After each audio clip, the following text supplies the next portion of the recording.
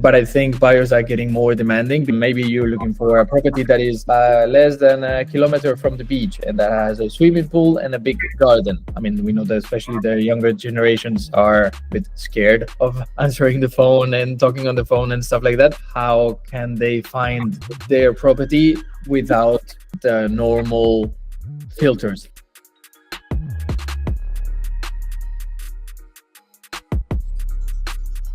A few questions for you. From what you have seen in the real estate industry, how easily is it to browse a property online? Well, I think most agencies have the basics of property search. So meaning that you can always search for the budget you have in mind, location, number of rooms, and maybe a couple of other features of the property. But I think buyers are getting more demanding because maybe by choosing those 3 or 4 options, you get plenty of results in the search, and you have to go through all of them. Maybe you're looking for a property that is less than a kilometer from the beach and that has a swimming pool and a big garden. So you cannot usually search that in the traditional searches.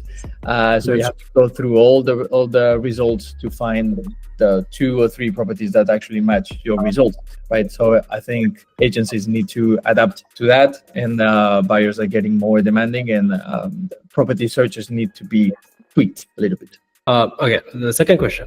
How to make it easy for customers to reach your real estate agents? I think here is a both way street in the sense that it's not only how the buyers can get in touch with the agents, but also how the agents can get in touch with the buyers. Because nowadays, I mean, we know that especially the younger generations are a bit scared of answering the phone and talking on the phone and stuff like that.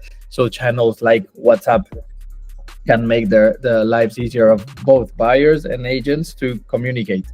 So it's not just by email, which we know that the communication is kind of hard, not just on the phone, but also finding other channels to communicate between buyers and agents is key. In this regarding AI, how can AI match the buyers with their dream homes? How does that process work? This is a little bit related to the first question that you asked. Is like, how can they find their property without the normal filters that usually agencies have on their website? So it's not just, again, budget, location, and number of rooms, but there can be so many more things apart from that. So again, specific features of the property like garden and swimming pool, and maybe I want a barbecue area, and maybe that is not far from the beach, or that is near a private school, whatever it might be. So this the AI can do, and it's gonna definitely add a lot of value to the websites of the agencies. Are virtual property tours important? How would they help sell faster? I think it depends. I think it is especially helpful for when the buyer obviously is not close to the properties, maybe abroad in another country, maybe is looking for a second home, like a holidays home, and is maybe not in that moment in the country.